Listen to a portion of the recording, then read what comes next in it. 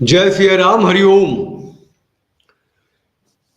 सबका स्वागत है। सामाजिक परिवार के जो भी सदस्य हैं, सबका जो भी देख रहे हैं, अभिनंदन है। देश का मौसम पॉलिटिकली बड़ा ही गमगीन है। पूर्व प्रधानमंत्री दिवंगत मनमोहन सिंह जी 92 साल की अवस्था में उनका देहावसान हुआ है, स्वर्गवासी हुए हैं। और लगातार होना चाहिए, दो टर्म 10 साल भारत के प्रधानमंत्री, उससे पहले वित्त मंत्री रहे हैं और वो अर्थशास्त्री रहे हैं। तो अभी चल रहा है, गुणगान चल रहा है। थोड़े दिन के बाद भारत रत्न की उपाधि मिले, उसकी बात होनी शुरू हो जाएगी। अब वैसे तो भारत रत्न तो कुछ ऐसा ही हो गया है, सचिन तेंदुलकर खिलाड़ी, उनको भी मिल गया है। और गिरिराज सिंह जो भारतीय जनता पार्टी के लीडर हैं, उन्होंने कह दिया कि उनको भी दो। नीतीश बाबू को बहुत काम किया है, नवीन पटनायक जी को भी दो, बहुत काम किया उन लोगों ने। तो पद्मश्री पद्म भूषण जैसा ही कुछ हो गया, भगवान जाने। चलिए उधर नहीं जाते। बात इतनी सी है कि आप राजनीति, धर्म नीति या यश नीति श्रद्धांजलि मनमोहन सिंह को देना है तो उनको बहुत, उनकी आत्मा को शांति मिले। उन्होंने देश को 10 साल दिए हैं, नेतृत्व किया है। तो राजनीति के माध्यम से तो आए नहीं, धर्म नीति से तो कोई प्रधानमंत्री बनता नहीं, यश नीति से सॉरी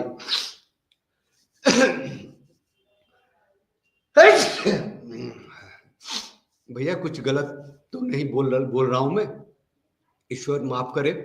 जो सच है वो बोल रहा हूं। तो आप सिफारिश से क्या क्या बन सकते हैं भारत में? बारिश बहुत हो रही है, यहां भीग गया हूं। चलिए, आप सिफारिश से भारत में क्या क्या बन सकते हैं? ऑफिस में नौकरी लग सकती है, सरकारी नौकरी सिफारिश से नहीं मिलती है। मैंने सुना है कि लालू यादव पे केस था, मुकदमा था कि जमीन के बदले उन्होंने नौकरी दी, लैंड फॉर जॉब। तो सिफारिश से क्या क्या बन सकते हैं? राज्यसभा की सदस्यता मिल सकती है आपको। आप ज्ञानवान हैं तो आपके टैलेंट पे आपको लोग बुला सकते हैं राज्यसभा, फिर कोई मंत्रालय भी दे सकते हैं। और अगर कोई समस्या हुई और आप करीब के हैं और यस मैन है तो आप राष्ट्र के प्रधानमंत्री भी बन सकते हैं। और फिर आपकी जो मतलब यस मैन तो है ही, आप देश की सेवा भी करेंगे। प्रधानमंत्री का तो काम ही वही होता है। बात करते हैं मनमोहन सिंह जी को श्रद्धांजलि, हृदय से ईश्वर उनको अपने चरणों में स्थान दें। और अब ये इतिहास है तो इतिहास की बात तो होगी, इतिहास की समालोचना तो होगी। ठीक है, चैनल को लाइक शेयर सब्सक्राइब कर दीजिए, चैनल को प्लीज सब्सक्राइब कीजिए। ठीक है, और चैनल को सब्सक्राइब कीजिए और बेल आइकन को प्रेस करके चैनल की सदस्यता लीजिए। Give a power, your power to the channel. आप साथ दीजिए, साथ रहिए। और जो कुछ भी आवाज जाती है उस पर अपनी प्रतिक्रिया जरूर दीजिए, बेल आइकन को प्रेस जरूर कीजिए, आपको नोटिफिकेशन मिलेगा। तो अभी जो हम बात करने के लिए आए हैं, तो तमाम चैनल पे जिस तरह की बातें हो रही हैं उससे थोड़ा अलग तो है ना, क्योंकि अब टाइटल ही दे दिया है कि मनमोहन सिंह को श्रद्धांजलि दे रहे हैं। भैया, उनकी राजनीति थी या धर्म नीति थी या यश नीति थी, उन्होंने जिंदगी कैसे गुजारी, उन्होंने जिंदगी कैसे गुजारी। एक बार उनका शुरुआत में पहले उनका एक बाइट सुन लेते। So that's how I became the finance minister. People say I was accidental. Narasimha Rao ji said, no, you go and get dressed up and come for the swearing-in ceremony. So that's how I became the finance minister. People say I was accidental prime minister, I was also accidental finance minister. I went to the office as usual. Narasimha Rao ji was searching for me and he traced me to the UGC and he said, "Where are you?" I said, "I am in the UGC." He said, "Hasn't Dr. Alexander mentioned to you what we have for you?" I said, I didn't take him very seriously. And Narasimha Rao ji said, "No, you go and get dressed up and come for the swearing-in ceremony." So that's how. तो कुल मिला के बात इतनी है कि ये UGC के चेयरमैन थे, नरसिम्हा राव की सरकार थी और इनको बुलाया था कि भैया तुम अर्थशास्त्री हो, आओ और देश का वित्त मंत्रालय संभालो, तो ये एक्सीडेंटल हो गए थे। बाकी प्रधानमंत्री जो बने वो कहानी सबको पता है कि 99 से 2004 तक भारतीय जनता पार्टी की अटल बिहारी वाजपेयी की सरकार थी।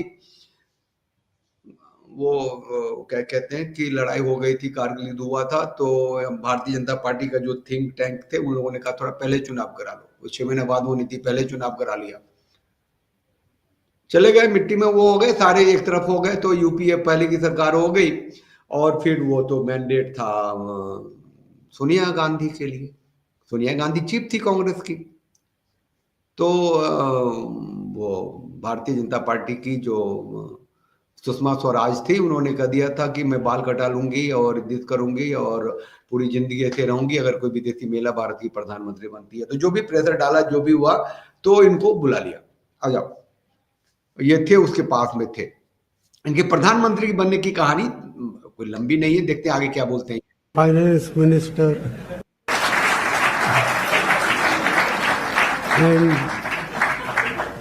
and Narasimha Rao ji called me and I met him. I said to him that the country is in great difficulties. It requires.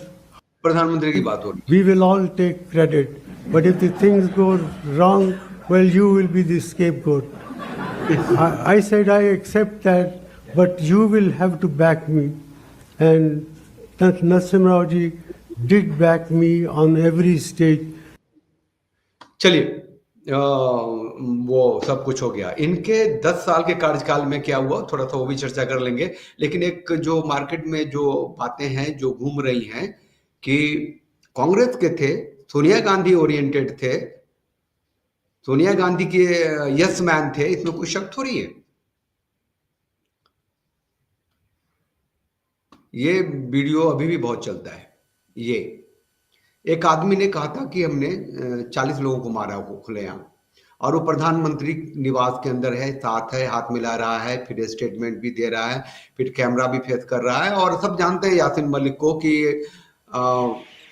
Kashmir की में जो आज भी जो टारगेट के लिए चल रही है, आज भी जो धारा 370-35 से हटने के बाद जो कश्मीर को इस्लामीकरण हुआ पड़ा है, और कि ये इन दोनों मुल्कों के मुफाद में है कि ये कश्मीरी लोगों को डिसीजन मेकिंग प्रोसेस में शामिल करे। और मैंने तजवीज़ात दी कि चलिए, कुल मिला के बात है यस मैन था, तभी वहां तक पहुंच थी, तभी ये वहां प्रधानमंत्री निवास से वो पत्रकारों कर रहा, दोनों मुल्कों के मुफाद में था। मतलब इतना ओपन देशद्रोह, राजद्रोह की पहुंच अगर वहां तक है, तो मुझे नहीं लगता कि ये प्रधानमंत्री थे, यसमैन थे, उनके तरफ से सोनिया गांधी का माइंडसेट रहा होगा। और कश्मीर की जो हालत थी, और आज भी मतलब धारा 370 हटाने का ही है पूरा, और सत्ता उन्हीं की है। मोदी ने भी धारा 370 हटा करके इस्लामियों के हाथों में ही वहां की सत्ता की व्यवस्था दे दी है। जो कहते थे तिरंगा उठाने वाला कोई नहीं होगा, हमें यहाँ प्रधानमंत्री चाहिए, धारा 310 बार जन्म लेगा, मोदी तो नहीं हटेगा, उन्हीं लोग, वही लोग मुख्यमंत्री हैं, वही लोग वहां के पॉलिटिक्स में। तो बदला कुछ नहीं है। मैं कह रहा हूं कि हो क्या रहा है वो थोड़ा सा देखना पड़ेगा। जो कुछ बहुत इंपॉर्टेंट बातें भी कर लूंगा। 10 साल देश के प्रधानमंत्री रहे, उनके प्रधानमंत्री बनने की कहानी भी मतलब इस तरीके से उनको श्रद्धांजलि दी जा रही है, लेकिन हमें तो देखना पड़ेगा कि पूरे प्रधानमंत्रित्व काल में 1984 जो सिख दंगा हुआ था, ये सिख हैं, क्या किया इन्होंने? पंजाब के सिखों के लिए क्या किया? धर्म के लिए क्या किया? यस नीति पे ही रहे। बेहद दिलचस्प है। 2004 में जीत के बाद सियासी हालात कुछ ऐसे थे कि सोनिया गांधी ने पीएम बनने से इनकार कर दिया। डॉक्टर मनमोहन सिंह प्रधानमंत्री बने। जब पीएम पद के लिए उनके नाम का ऐलान हुआ तो बड़े बड़े दिग्गज हैरान रह गए था। लेकिन सियासत का ये किस्सा इतना सरल और सुलझा हुआ नहीं है। सोनिया गांधी को कमजोर करने की स्ट्रैटेजी के अंदर ये एक part of the election strategy थी उन्होंने।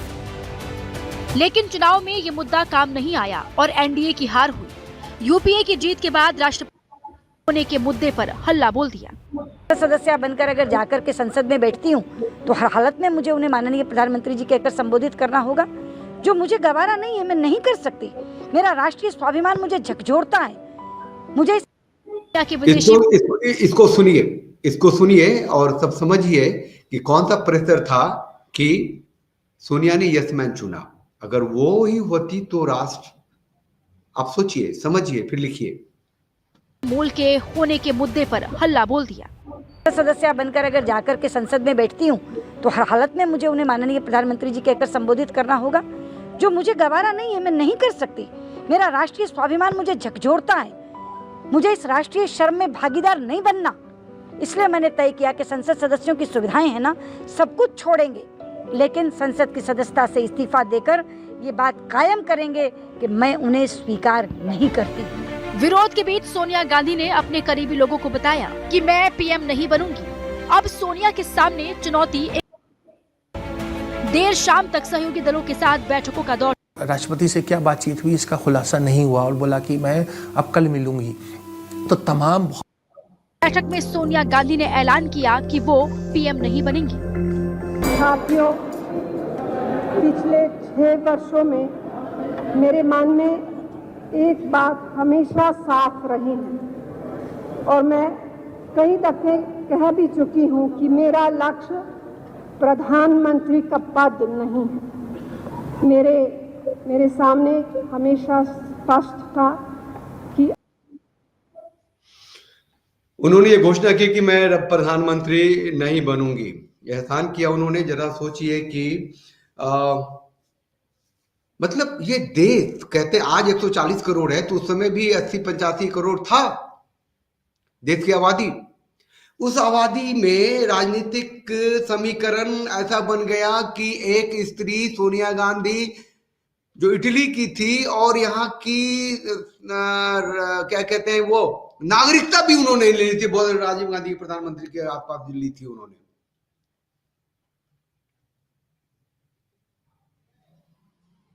वो बनने लग गई थी। ये मतलब कि एक अकेला एमपी भी राष्ट्र का प्रधानमंत्री हो सकता है, सपोर्टेड बाय मेजोरिटी, चाहे जितने तरीके से लोग हों। तो ऐसी स्थिति में जब यस मैन थे वो, उन्होंने बहुत अच्छे काम किए जो लोग गीत गा रहे हैं। लेकिन मैं कुछ कह दूं कि क्या था, cash for vote scam, Commonwealth scam, chopper scam, 2G spectrum scam, coal scam, Sharda chit fund scam, land for jobs, others housing scam, Agusta Westland scam, chopper scam. अरे ये 50-60 लिखे हुए। इतने सारे स्कैम घोटाले जो उनके शासन काल में हुए, किसी ने भी मनमोहन सिंह जी को दोष दिया नहीं दिया, क्योंकि सबको पता था कि ये यस मैन है और आज जो किया उन्होंने ही किया। ये मनमोहन सिंह आज के, मतलब मैं कह रहा हूं कि कांग्रेस और ये क्या है, कांग्रेस प्रेसिडेंट सोनिया गांधी, ये एक बहुत बड़ी बात हुई थी।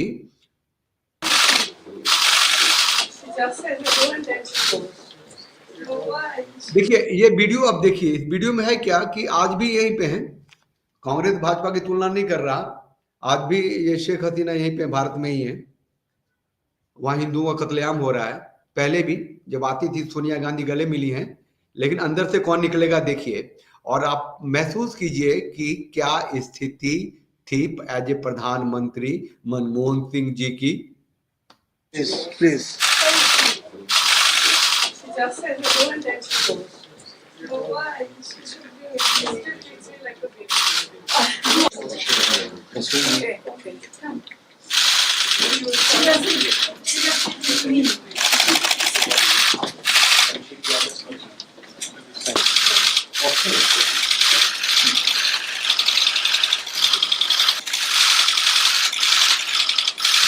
ये होता है यसमैन। सोनिया गांधी आई, सोनिया गांधी ने हाथ मिलाया और फिर उनको बुलाया, बैठाया, वो यसमैन थे। और ये जो आप जो लिखते हैं, मनमोहन सिंह जी को अगर सही दिशा में काम करने दिया जाता तो देश की अर्थव्यवस्था बेहतर स्थिति में हो चुका होता।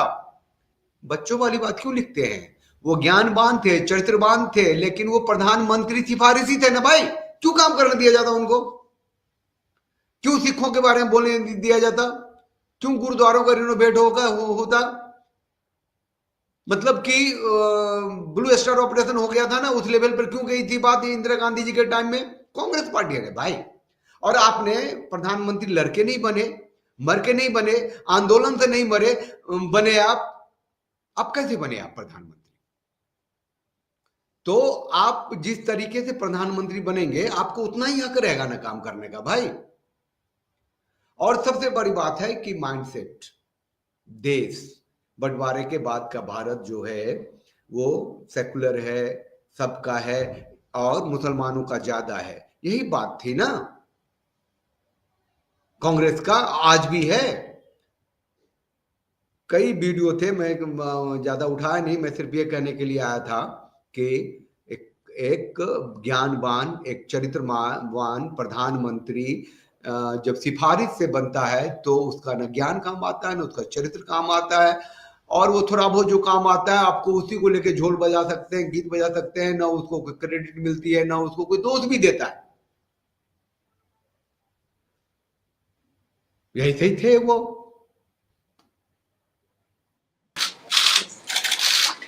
अब देखिए, पहले बैठी सोनिया, आप बैठे, आप दोबारा, मतलब आप देखिए ना, वैल्यू देखिए, रेस्पेक्ट देखिए। प्रधानमंत्री है, सोनिया जी ने बनाया था तो सोनिया जी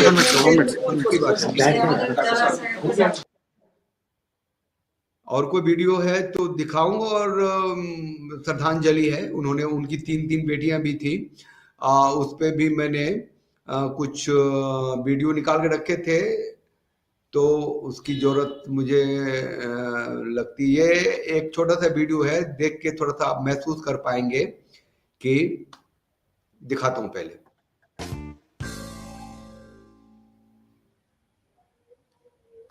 अमृता सिंह, ये क्या लिखा हुआ? Amrita Singh, open society justice initiative. ये ओपन सोसाइटी जो है वो सोरोस का है। किसका है? 2013 का वीडियो है। इनकी 3 बेटियां हैं, मनमोहन सिंह जी की, अमृता सिंह है, और ये इसके बाद ये यूएसए में जो यूएसए का जो CIA है वो किस तरीके से horrific kind of abuse meted out by the United states. मतलब वो कह रही हैं कि जो भी कह रही है, अभी मैं सुना देता हूं। और बहुत सारी बातें होती रही ना कि ये भारत के प्रधानमंत्री की बेटी ओपन सोसाइटी जस्टिस इनिशिएटिव में काम करती है सोरोस के साथ, वो सुने होंगे। तो अब भी काम करती है, नहीं करती मुझे पता नहीं है, लेकिन जरा सा सुन लेते हैं। इनकी 3 बेटियां थी, तीनों बेटियों के जो नाम है उनके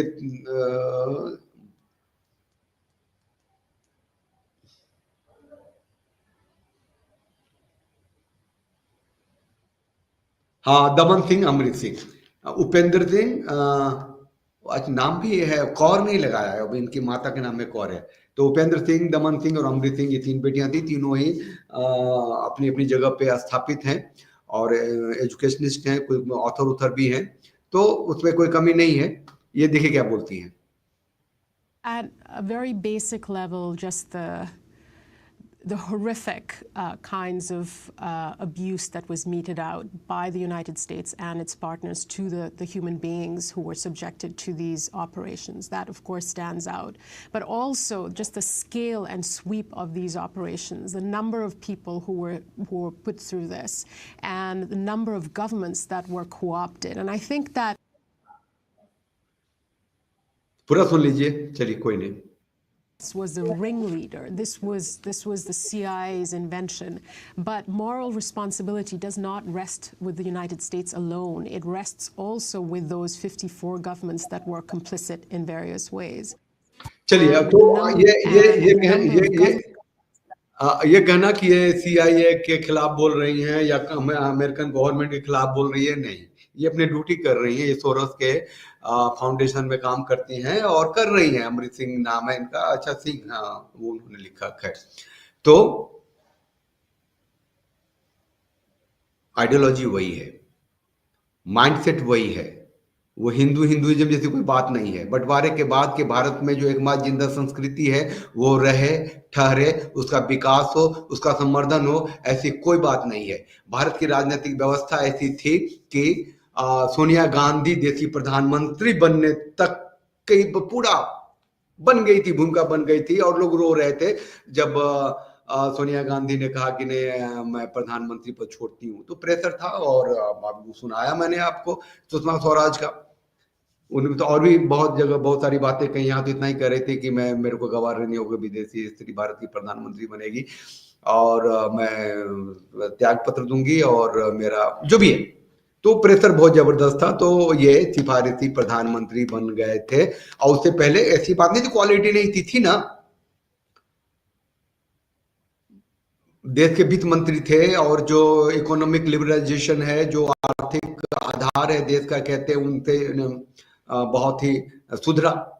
तो जो क्रेडिट है उनको दीजिए, लेकिन जो वो कर सकते थे वो नहीं किया। उसके पीछे सिर्फ एक और एक कारण है कि वो प्रधानमंत्री थे यस मैन, और कुछ नहीं थे।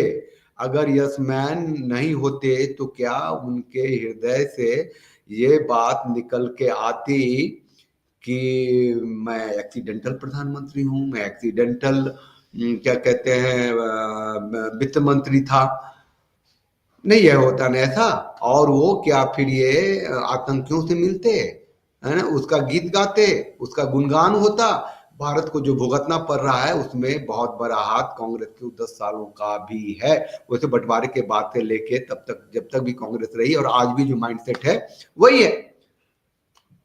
अब है कि इनमें एक बात थी कि ये वोट जिससे लेते थे उसके लिए काम करते थे। एक बात थी कि भैया मुसलमान एट लार्ज जो है सब इनका है, और जो हिंदू पार्टी मानती थी हिंदुओं की उनकी है, तो एक कलेक्टिव वोट से उनको मिलता रहा था, तो ये सत्ता में थे। ठीक उलट मोदी जी जिसका वोट लेते हैं उसके लिए काम नहीं करते हैं, उनको उसके लिए उनका एक चेहरा बनाना पड़ता है हिंदू का, हिंदुत्व का, और फिर उनसे उनको वोट लेने होते हैं, और काम वही करते हैं जो थोड़ा बहुत आगे पीछे ये कांग्रेस की सरकार करती आ रही थी, या फिर जो आपने देखा जो वीडियोज में।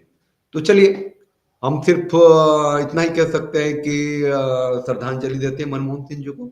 वो भारत जैसे बड़े देश के 2 टर्म प्रधानमंत्री रहे थे, वित्त मंत्री रहते हुए उन्होंने जो एक ओपन इकोनॉमिक सिस्टम की इजाद किया, लिबरलाइजेशन की, इकोनॉमिक अर्थव्यवस्था में जो कुछ किया, उसके लिए उनका नाम होगा, लोग लिखेंगे।